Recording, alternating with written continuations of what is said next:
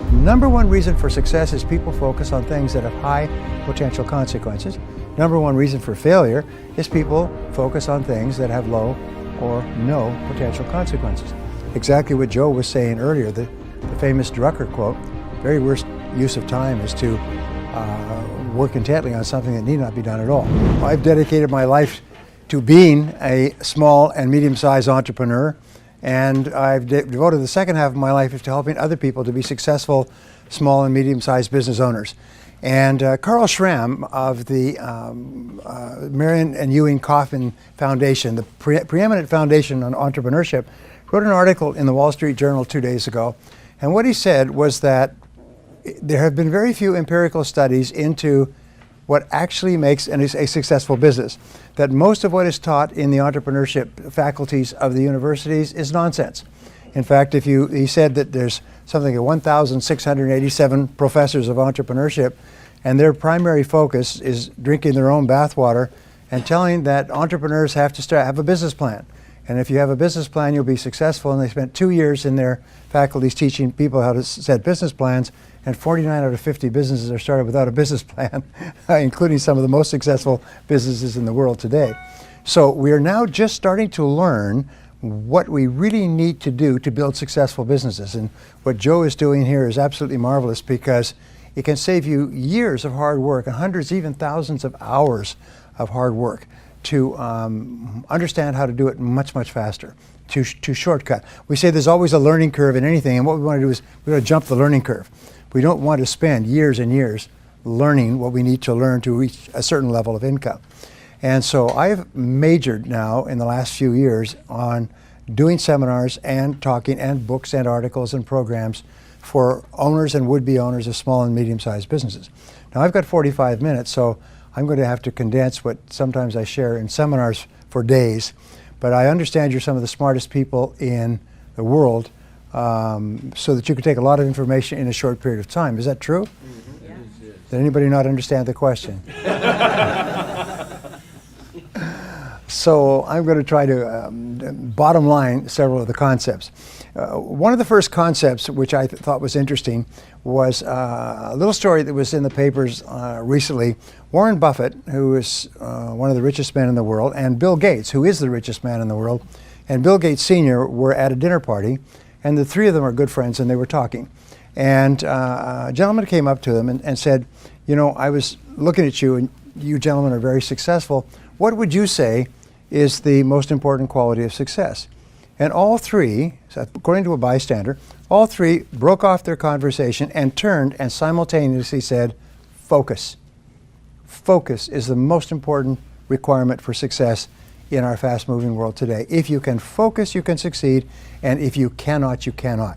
It's almost a black and white thing. Well, I thought that was interesting, because the way Joe and I met is I put together a program some years ago called the Focal Point Program, which basically brought in business owners like yourselves and taught them to focus. And we spent 3 years going through every single aspect of life. We had 82 exercises that dealt with family and business and marketing and product and service and competition and positioning, and it was focus, focus, focus. And my offer, which is not as good as Joe's, but my offer was that you will double your income and double your time off within 12 months, or there'll be no charge for this program. And I never had to give a refund. In fact, many people doubled and tripled their income within 30 days, just by learning to focus and just by thinking in terms of focus. So it's really, really important. I read an article about myself. It was a very successful entrepreneur in New Zealand, and the article was sent to me last week. I'm reading this article, and he said the turning point in his life was when he went to a Brian Tracy seminar and learned how to focus. He was broke, he was unemployed, he had no money, and he walked out of the seminar a completely different person, and he had written goals. He then looked around, and as it happens, he saw an article on coffee shops and Starbucks success in the United States. And it said coffee shops are a good business to be in, because more and more people like the idea of a specialty coffee shop, and if it has a Wi-Fi, then they go there, it becomes a social center, and so on. He knew nothing about coffee, and before the dust had settled, he owned 80 coffee shops in Australia and New Zealand. And then he says he got into a divorce and had to sell it for $50 million to share the proceeds with his wife.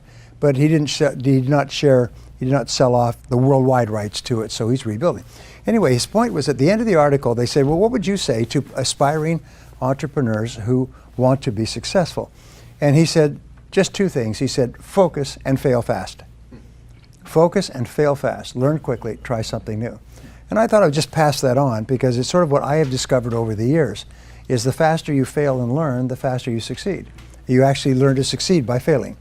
You know, Thomas J. Watson's famous line, if you want to increase your rate of success, you must double your rate of failure, because success lies on the far side of failure. Well, over the years, I've done a good deal of reading, and I came across a concept that I want to share with you, and we were talking about this a little bit earlier. And the question is, what is the most valuable and highest paid work that you do? It's a really interesting question, because when I heard the question, I didn't know what the answer was. What do you think the highest paid and most valuable work is that you do? And the answer is thinking.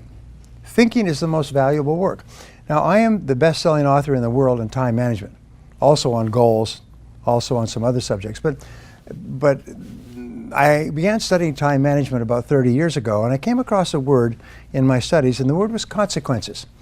And what it basically said is that something is important if it has big potential consequences, and something is unimportant if it has low or no potential consequences. Number one reason for success is people focus on things that have high potential consequences.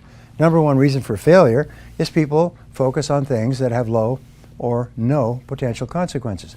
Exactly what Joe was saying earlier, the famous Drucker quote, very worst use of time is to work intently on something that need not be done at all.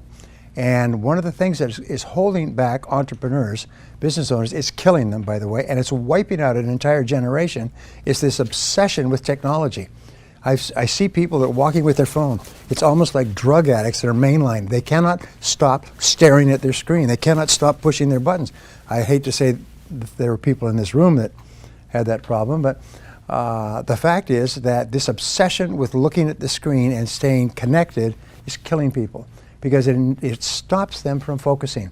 You cannot focus if you are distracted like an attention deficit disorder dog. So you're constantly ringing and responding to bells, almost like a crazy person in a toy factory. And so just as a quick aside, if thinking is the most important thing you do, because of the consequences of thinking determine the entire quality of your life, then the quality of your thinking determines the quality of your life. And so the more time that you spend thinking and thinking well and thinking clearly, the more successful you are.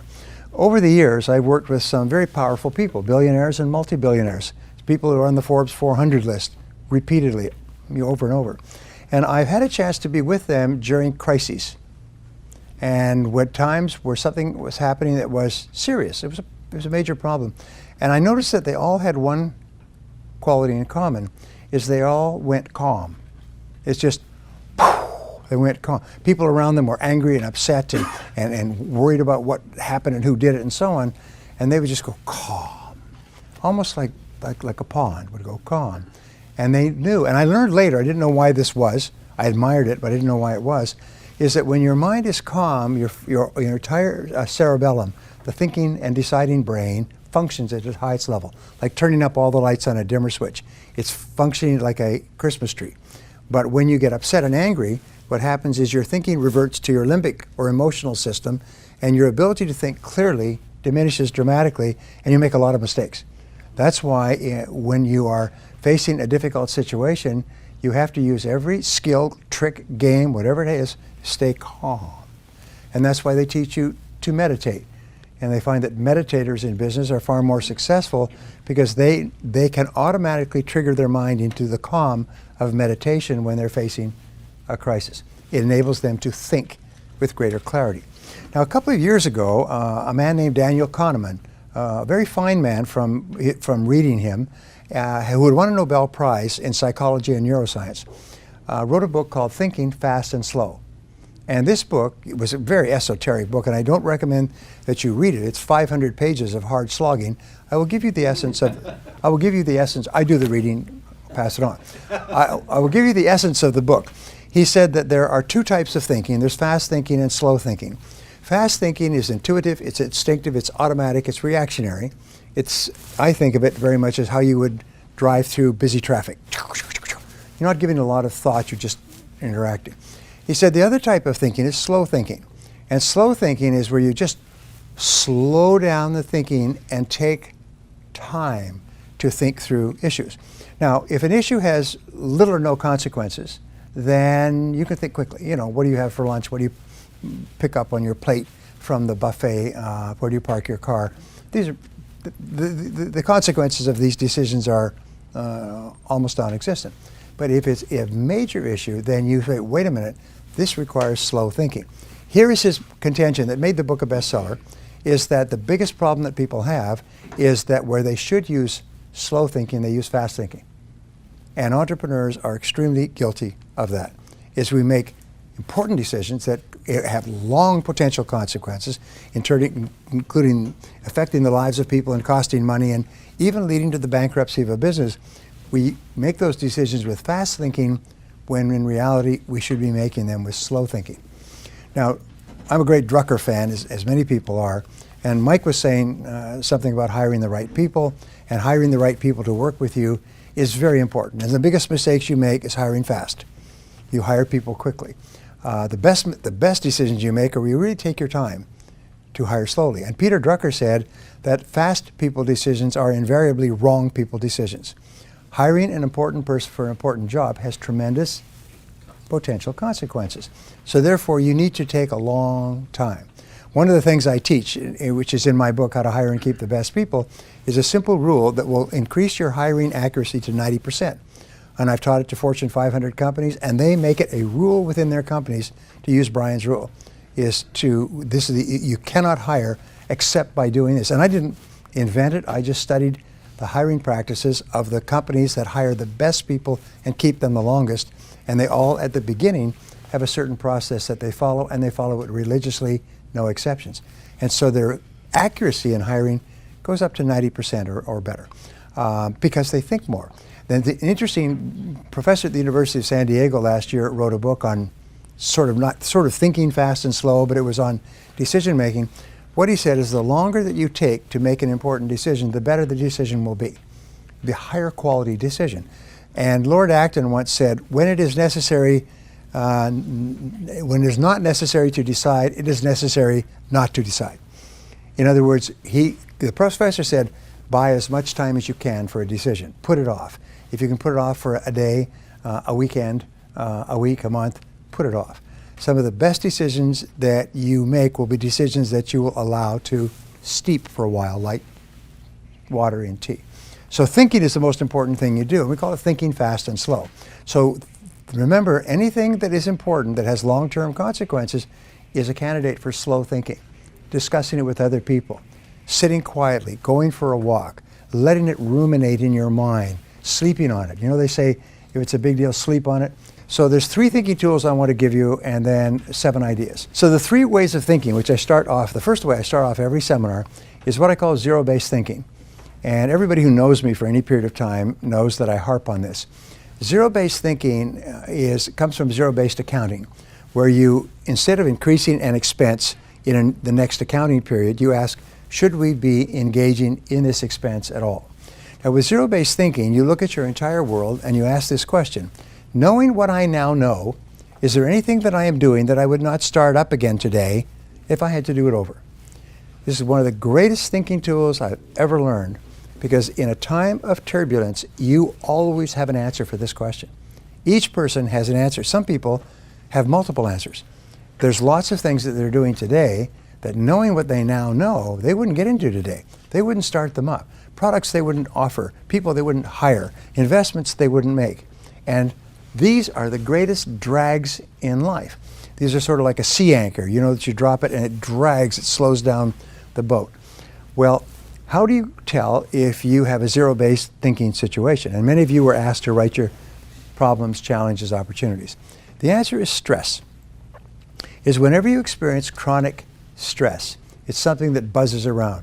When Joe's talking or somebody else is talking, you're busy thinking about that. You drive around and you think about it. Keeps you awake at night.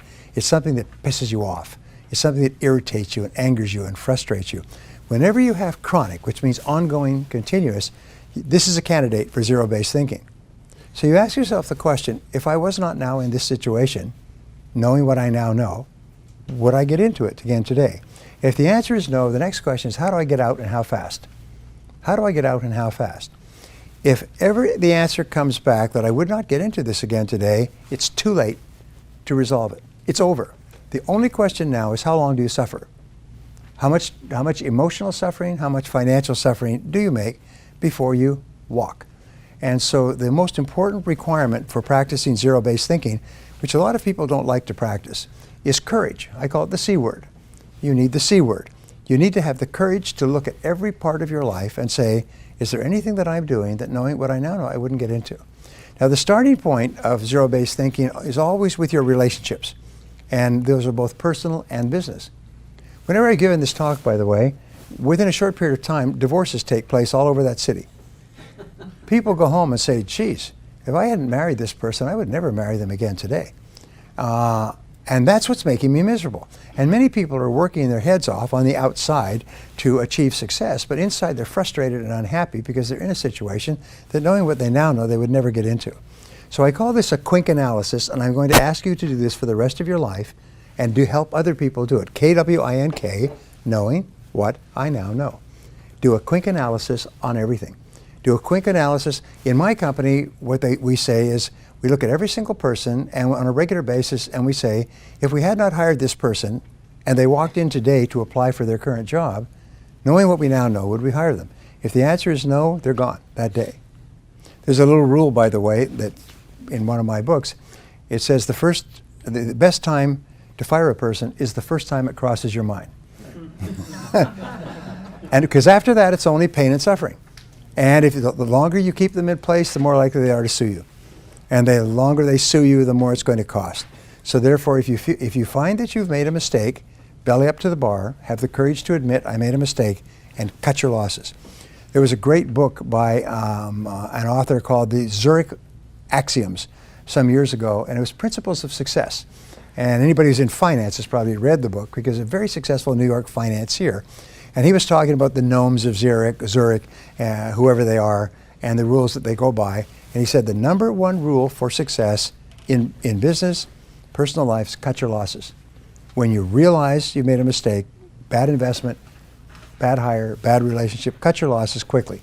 And what do they say in Las Vegas? You know, cut your losses, let your winnings ride.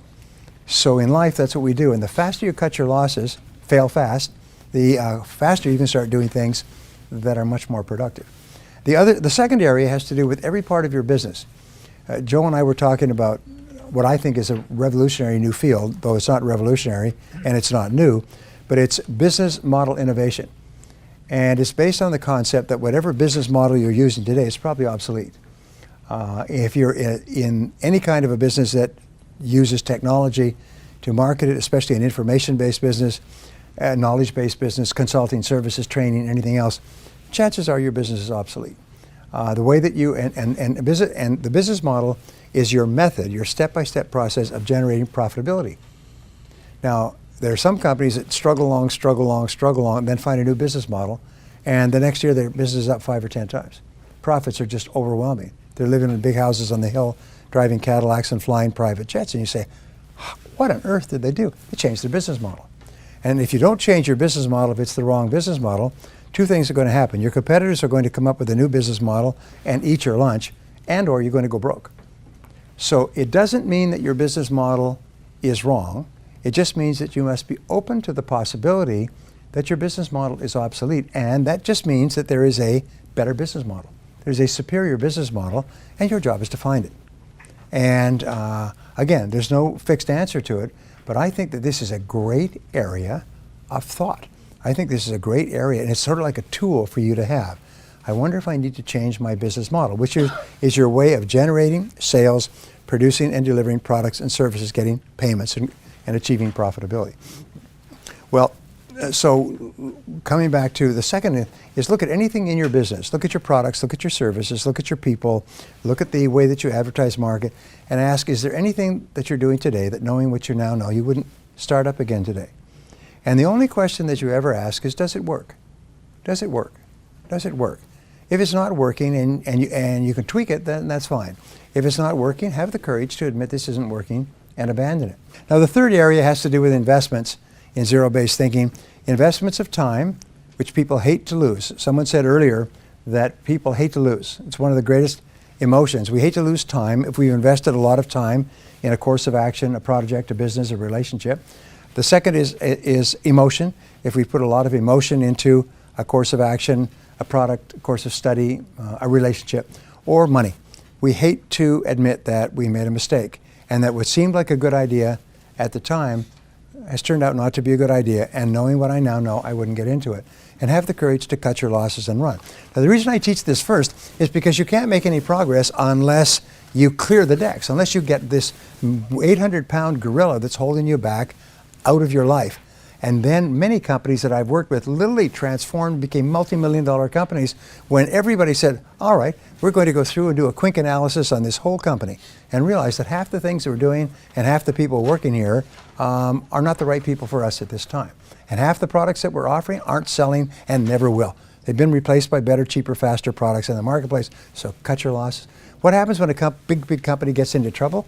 They bring in a quick analysis man, and he comes in with a chainsaw, and he shuts down all the factories and all the stores that are not profitable, and the company goes from profits to losses in 1 year. Anyway, the second thinking tool that I teach people is WPO thinking, which is worst possible outcome. In everything that you're doing, always ask yourself, what is the worst possible outcome of this course of action? And can I survive it if it were to occur? And if not, what could I do to make sure it doesn't happen? One of the number one reasons that we worry about anything in life is because of fear. And when you ask yourself, what is the worst thing that could happen in this particular situation? And then if you can say, all right, if that happens, I'll live with it. Then your worry goes away and your mind goes clear and calm. And now you say, now what can I do to make sure that the worst does not happen? And then you become proactive and you take charge of your life. The third thinking tool, I hope I'm not going too fast for it. The third thinking tool is called the principle of constraints. And it's one of the most important thinking tools ever discovered. It says between you and anything that you want to accomplish, there is always a constraint, a limiting factor, or a choke point that sets the speed at which you accomplish your goal. So I was just doing a teleconference a few minutes ago. So the question I said is, let's always set the goal of doubling our income. You want to double your income. Okay, want to double your income. Then why isn't your income already twice as high? Now in business, we don't think of doubling our income, we think of doubling our profitability. What we're concerned with is net cash flow. We're concerned with the amount that we take home to our family at the end of the day. Not the gross, but the triple net. So we say, if I want to earn twice as much, and everybody in here can and will earn 2, 3, 4, 5 times as much sometime in the future. If I want to earn twice as much, why aren't I already earning twice as much? And the number one reason for most people is distraction. So they're so distracted, they're doing things of low or no consequences. But we found the 80-20 rule applies to constraints. 80% of the constraints that are holding you back from achieving your financial goals are within yourself and within your business. They are not on the outside. They are not the competition. They are not the market. They are not the people in Washington or the taxes or regulation. 80% are within yourself. So the mark of the superior person is whenever they have a problem, they say, what is it in me that's causing this problem? Mike and I know this very, very clearly. What is it in me that's causing this problem? In illness, by the way, 85% of illness is psychosomatic. As Dennis Waitley said, it's not what you're eating, it's what's eating you that's causing the problem. And so the starting point, and the first thing a doctor will tell you, or a psychologist, is what is it that you're not dealing with? And you can go back to zero-based thinking. What is it that you have in your life that if you had to do over, you wouldn't do it? So ask yourself what's holding you back, and usually it's the quality of self-discipline or it's a skill. Now, one of the things that changed my life forever was when I learned that all business skills are learnable. You don't have to be a genius to learn any business skill. You can learn any form of technology, as Mike has proven that with his products. You can take a person who's basically shoveling shoe polish in Shabokin and teach them how to be technologically superior enough to earn a living from it. Every business skill is learnable. And so I say, what one skill, if you are absolutely excellent at it in your business, would help you the most to double your income? What one business skill? If you could wave a magic wand and wake up tomorrow morning superb in this area, what skill would it be? And you know, when you ask that question, everybody knows the answer. They know what it is. But here's the challenge. You don't like the skill because it involves rejection, embarrassment, ego, potential failure, loss. You've tried it in the past, you haven't been good at it. But nobody asks you what would be an easy skill to learn. They just ask you what skill would help you the most to double your income. And here's what we have found is that most of us are only one skill away from doubling our income. And all business skills are learnable. And if you study the people who go from the top to the bottom in the Fortune 500 or Fortune 1000, they found in 25 years of research, these people learn one skill at a time. Like climbing the ladder of success and the ladder of income, like sniper, one shot, one kill. They don't try to learn 50 skills. They learn the one skill, focus, the most important skill, and they get their company focusing on the one skill that can help you the most to generate sales. 7 greats in business. And actually my 3-day seminar has the 10 greats. But the seven greats in business I will give you briefly. First of all, successful companies have great leadership. And leadership is the ability to get results. But it's also the ability to allocate resources, which means it's the ability to make decisions and to make hard decisions. Because if it were easy decisions, everybody would be a leader and everybody would be rich. So making decisions using thinking, slow thinking, using long-term thinking, is the critical job of the leader. Drucker says, the first job of the leader is to ask what results are expected of me. And then I add to that, of all the results that are expected of you as a leader, what is the most important result that you need to get to achieve the sales and profitability for which you are responsible? One of the rules what we learn in business, we never complain about anybody or anything in our business because we're the boss.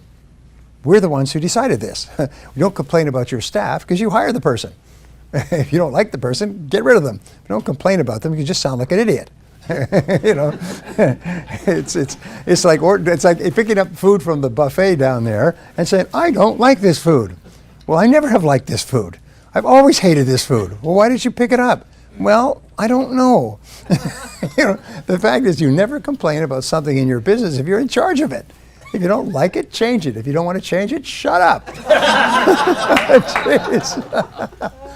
Now, which allows me to jump actually forward, is one of the marks of superior entrepreneurs is that they're intensely solution-oriented.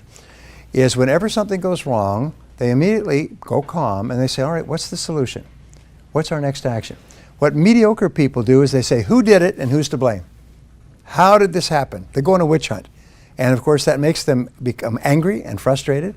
But superior executives, when something goes wrong, problem with a customer, problem with money, problem with bills, problem with product delivery or defects, they say, okay, all right, how do we solve this? What's the solution? Now here's a wonderful thing, is your success in life will be determined by your ability to solve problems. My friend Colin Powell said, leadership is the ability to solve problems. Success is the ability to solve problems. And how do you become really excellent at problem solving? I just finished a book, by the way, called Creativity and Problem Solving that Amicom is publishing in New York at the end of this year. It's because I did years of research on the subject. Here's the point, is the way that you solve problems is simply to think about solutions. What are all the possible solutions? Be intensely solution-oriented. Don't allow yourself to get bogged down, negative, upset, unhappy about the problem and who did it. Focus on the solution and the actions that you can take. And when you start to think about the solutions, remember Helen Keller's wonderful line, when you turn toward the sunshine, the shadows fall behind you.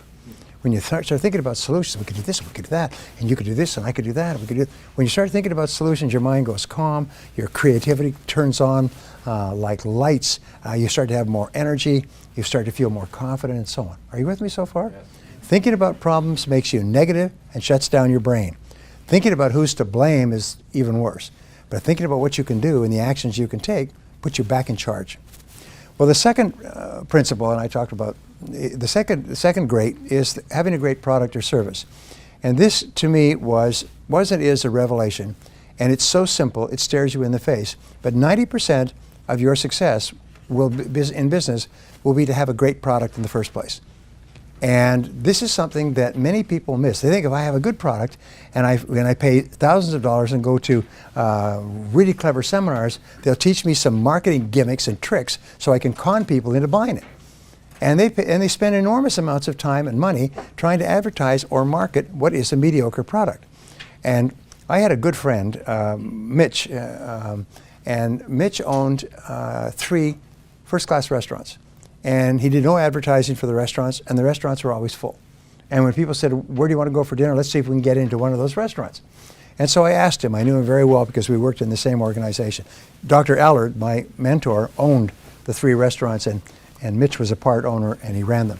And he could just start an excellent restaurant. I said, what is your secret to promotion? How come these restaurants are always full? And he said, we always put it on the plate.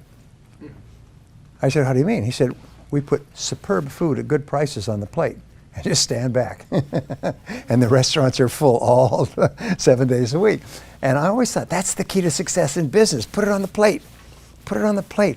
Put the quality, put everything into the product or service. Now, the Inc. magazine does a story on the Inc. 500, the 500 fastest growing companies in America, taken over a 3-year period, and every year they update it. The last edition, which came out a couple of months ago, showed that the #1 fastest growing company grew 42,500%. 42,500%. Unbelievable, it grew so fast. Others grew 5, 10, 15, 20, 30, 50 times in 2 or 3 years. All new companies, or reasonably new companies, all companies started by people like the people in this room, and they grew 5, 10, 50, 20, 100 times. Wow. What was the key? So they went back and they had outside researchers analyze it, and you know what they found? Is all the companies put it on the plate. Is every one of them was obsessed with quality, and obsessed with quality as their customers defined it. And they were close to the customer. They were locked tight to the customer. As I was sharing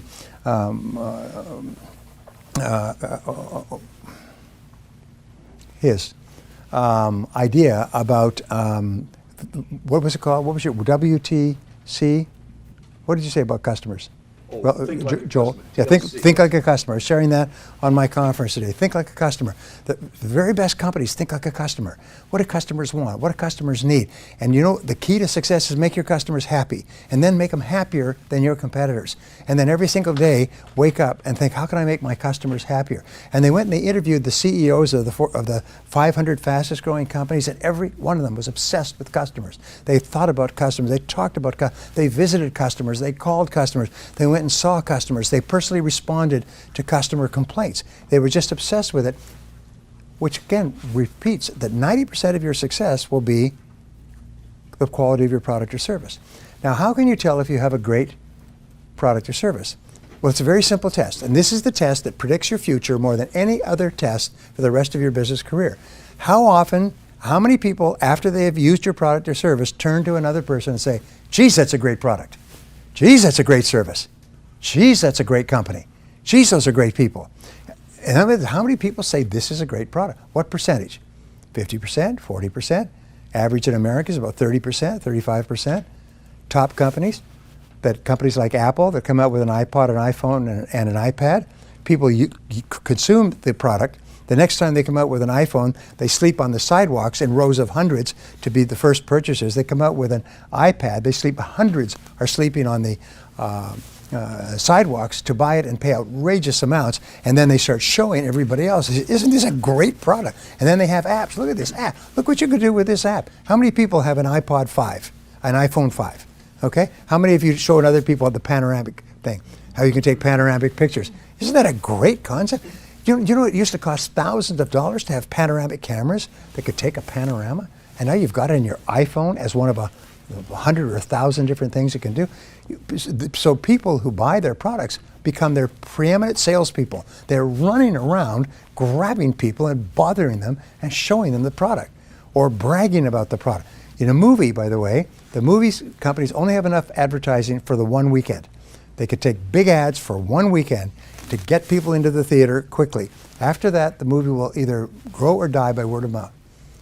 And your movies that are successful, by word of mouth, everybody's talking. Have you seen that movie? You've got to see that movie. Honey, I just heard about this movie at work. Let's go tonight. You weren't even planning to go to a movie. And you go there on Tuesday night and the theater's full. Have you had this experience? You see, and everybody's talking about it. The most important key to our success. So go back to the Inc. study, and I'm looking for corroborations. In the Inc. study, they had researchers say, what is the very best place for a company to invest if they want to increase their sales and profitability? And the answer came back after looking at everything else is invest in improving the quality of your product. Invest in improving the quality of your product. Make the product better and better and better. Make your customers happier and happier. Make your customers so happy. I say that the key to success is to get your customers to buy from you first rather than from your competitor, to buy again because they are so happy, and to bring their friends. And if that becomes your operating theme, we could talk about this all day, is get them to buy from you, buy again, and tell their friends, then you're going to be successful, you're going to be wealthy, you're going to be respected, and more than anything else, you're going to be just as happy as you can be. Because nothing gives us greater joy than to make our customers happy. Number one is become a great leader, which means set clear goals, be decisive, take responsibility for results. Number two is offer a great product and never be satisfied with the quality of the product. Just constantly strive to make it better in the eyes of your customers. And here's one of the great revolutions in marketing, which I think is so important, is the very best companies, the 4 stages of the epiphany, the lean startup, are going to their customers and saying, how do you define a great product? Would you buy this? Would you pay for it? What would you want more of? What would you want less of? What can we do to improve it? They're even doing this with what they call the minimum viable product idea, is they take a product idea to a customer before they even make the product. And they work with the customer shoulder to shoulder to develop the product so the customer says, this is a great product. Then they produce and market the product. So number 3 is you want to have a great business plan. But a great business plan simply requires that you think through on paper the critical aspects of your business, and especially you analyze what it's going to cost, what you can sell it for, what kind of profits you can make, who are the people that you will need. There's a great story of Napoleon's generals all around this large table with maps of Europe spread out, and this is when the French armies were conquering everywhere. And they were talking about what cities or what municipalities, what duchies that they were going to attack with the army next time. And Napoleon would come in from his office, which was nearby, and he'd say, what are you doing? He said, we're talking about we're going to move the army from here, we're going to move it to there, and so on. And he'd say, well, gentlemen, he said, I'm afraid that we can't do it. We don't have the horses. And you've heard the expression, we don't have the horses. It comes from Napoleon. And what he was saying was that the entire army was driven by horses, cavalry, and horses to pull the wagons with the supplies and everything else. And they could get more men by recruiting on the march, as they did. They recruited, as they went through a village, they recruited people. Join the army, see the world, that sort of thing. Join the army, see the cannons. But the horses, those were scarce. And so the whole success of the army was determined, could they get the horses? That's why when Mike talks about getting the right people, is where do we get the horses? We got the ideas, we know what needs to be done, but where do we get the horses? So these are the things that you think through in a business plan. What kind of technology will you require, and what will it cost to set it up, and who's going to run it and operate it?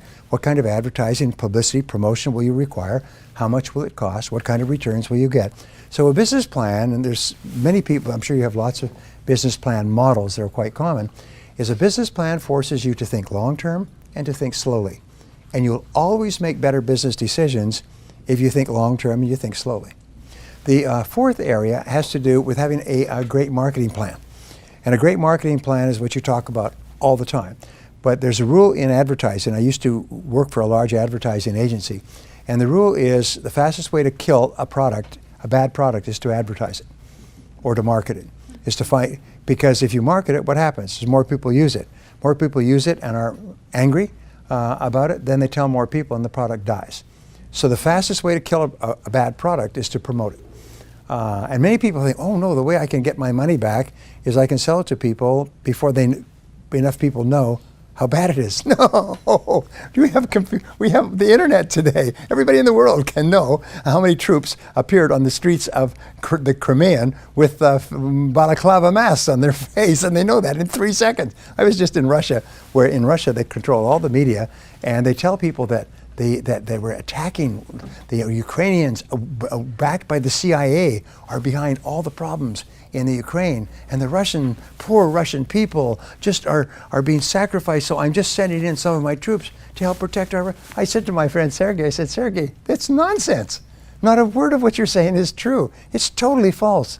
The only people in the world who believe what you're saying are people within Russia who have no access to news on the outside. Anyway, I'm getting off track.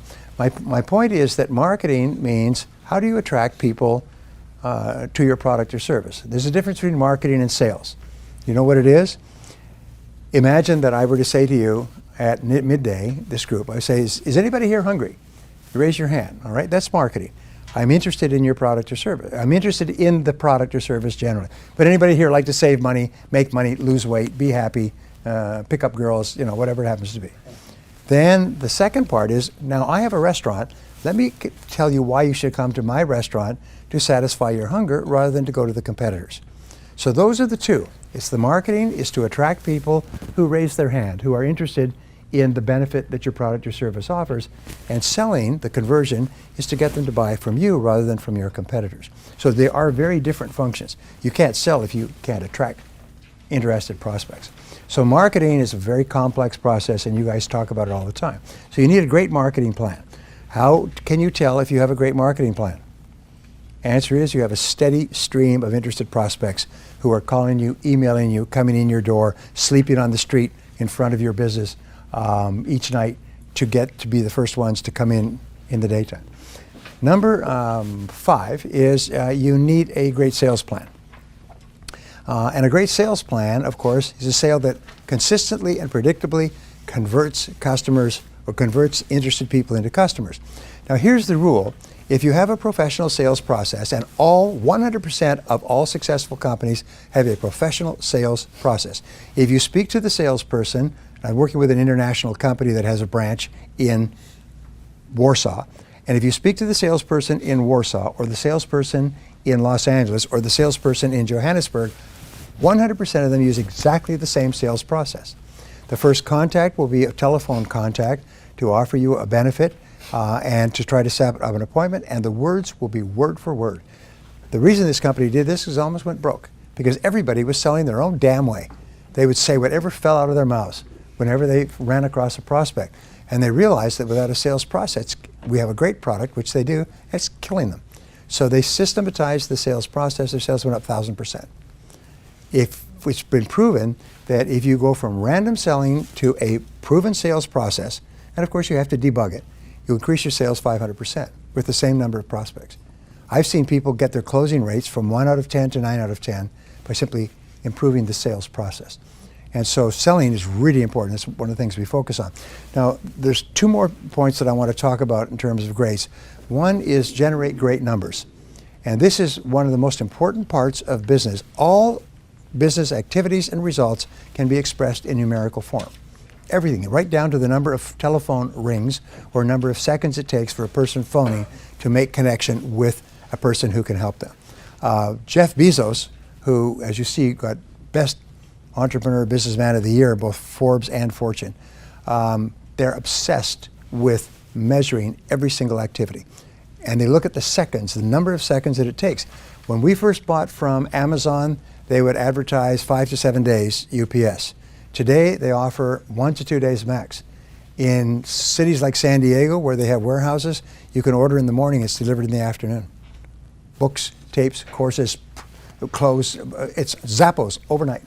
They can deliver overnight. Because why? It's because they're obsessed with shortening the amount of time it takes to make customers happy.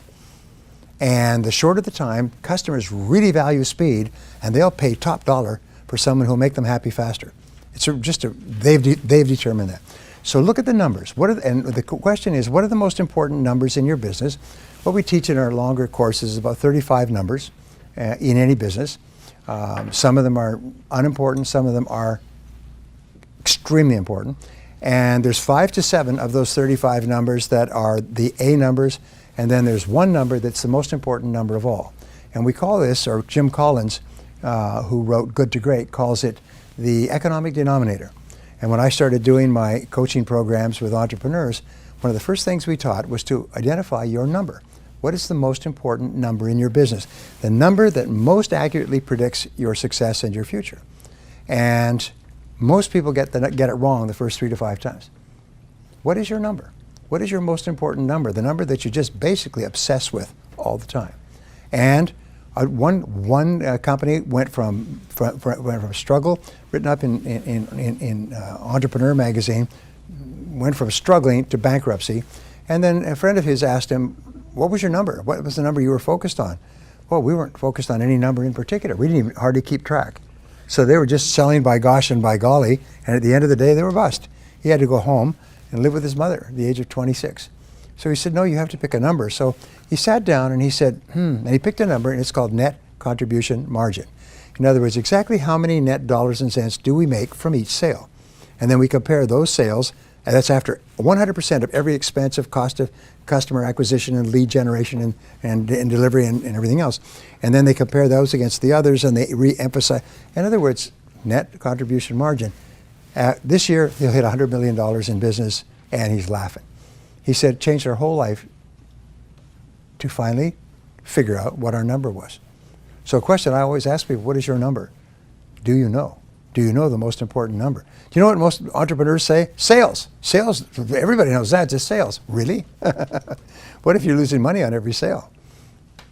Then the more sales you make, the faster you go bust. And you know that many companies are losing money on every sale because they don't add in all the costs of the sale. They leave out their own labor, they leave out rent, they leave out utilities, they leave out delivery costs, they leave out defects, they leave out packaging, theft. And so there's, boy, are we selling a lot. Yeah, well, how come you're losing more money every month? Did you see these companies, by the way, that announced they had 11 billion in sales last year, they lost 3 billion? You see them all the time. You say, how could you lose 3 billion if you sold 11 billion? Do you know why? It's because they don't know the numbers. And what they're doing is they're probably working harder and harder to sell more and more products at which they're losing more and more money.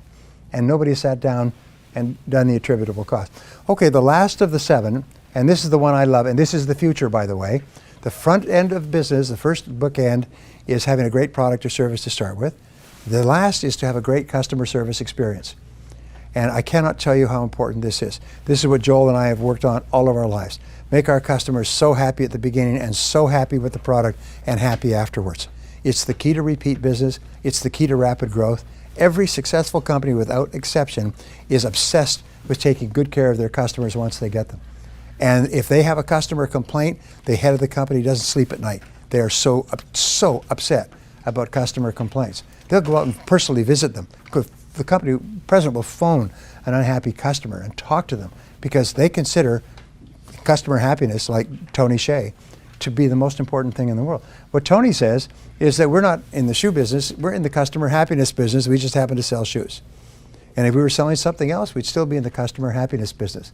What was that worth to Tony? Sold it for, his idea translated into Zappos sold it for $1.2 billion and took home $350 million. Not a bad idea. Make your customers happy. Does it work? Yes. How often does it work? 100% of the time. So you'll find that the very best companies, the ones that you really like and want to go back to, are the companies that make you feel happy. They make you feel good as a result of having done business with them. They take good care of you. And as a result, you go back over and over again and you bring your friends. So those are the 7 greats that we talk about here. Great leadership, great product or service, great marketing plan, great sales plan, great numbers, great business plan, and great customer service plan. And if you have those, here's the interesting thing, is if you're missing one of them, it's like dialing a 7-digit number. If you miss one of them, your company will go broke. Miss any one of them, get them wrong, get the wrong answer, or miss it completely, then your company goes broke. So now we know scientifically, basically more and more of exactly what you have to do to build a high-profit business. And the wonderful thing is it's all learnable. You can learn any one of these skills. Anything I just explained to you is as simple as ditch water. All you have to do is just say, and what is it? You think. Like, yeah, I could do that. I could do more of that. I could improve that. We could do that. Okay, I hope you found that video awesome and useful. So if you want to get a free copy of my book, I want you to click here. And if you want to watch some more videos that'll be useful and awesome, click here. Go ahead. They're over here. Do it now. Come on. Thank you. Watch them.